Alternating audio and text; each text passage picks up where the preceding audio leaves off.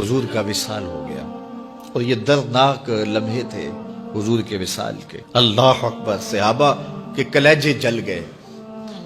حضرت عمر نے ہاتھ میں تلوار پکڑی اور ایسے کھڑے ہو گئے اور ایسے لہراتے تھے تلوار اور کہتے تھے خبردار کسی نے کہا حضور کا انتقال ہو گیا میں گردن اتار دوں گا۔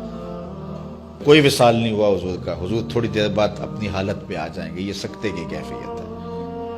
حضرت زید بن عبداللہ کے بیٹے نے جا کے کہا ابا جی حضور کا انتقال ہو گیا، تو انہوں نے باغ میں پانی دے رہے تھے، سب کام چھوڑ دیا، ہاتھ اٹھائے گا اللہم اذہب بصری حتی لا ارا بعد حبیبی محمد احدا، اے اللہ مجھے اندھا کر دے، آنکھوں کے دیے اس لیے روشن تھے کہ تیرے محبوب کو دیکھوں، جب حضور چلے گئے ہیں تو میں نے یہ چراغ کیا کرنے ہیں، بجھا دے ان چراغوں کو۔ تو کیا کیفیت تھی، حضرت فاطمہ بول رہی ہیں صبت علیہ مصائب لو انہا صبت علی الایام سرنا لیالیا، میرے اوپر وہ مصیبتیں ٹوٹی ہیں اگر یہ دنوں پہ ٹوٹ پڑتی تو دن کالی راتیں بن جاتے۔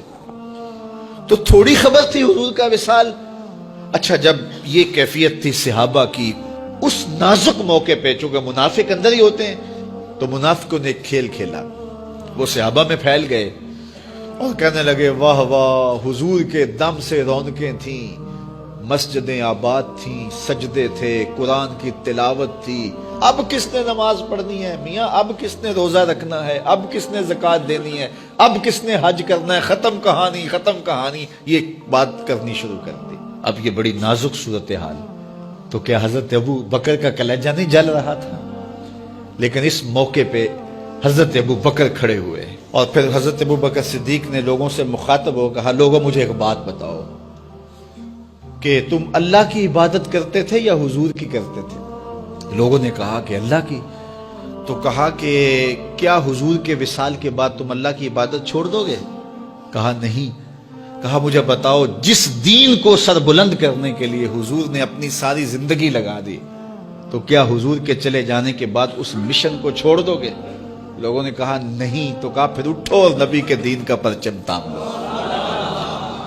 حضور کا وصال ہو گیا ہے، اب حضور کے مشن کو ہم نے اٹھانا ہے اور اپنے کندھوں پہ وہ بوجھ لینا ہے۔ تو کیا جس کے لیے حضور نے اپنی جان تک دے دی، تو کیا ہم وہ مشن چھوڑ دیں گے؟ صحابہ کے اندر ہمت پیدا ہوئی، کہا کیوں چھوڑیں گے، ہم تو اٹھیں گے اور پہاڑوں سے بھی ٹکرا جائیں گے۔ تو یہ وہ موقع تھا جس موقع کو سنبھالا حضرت ابو بکر نے۔ منافق تو چال چل گئے تھے، صحابہ پر صدموں کے پہاڑ ٹوٹ رہے تھے، ساری ذریت اسلام ساری زندگی جو ہے وہ تعریفیں کرتی رہے، مدح و ستائش کرتی رہے، ابو بکر صدیق کا یہ حق نہیں ادا ہو سکتا۔ یہ احسان کیا ہے امت کے اوپر حضرت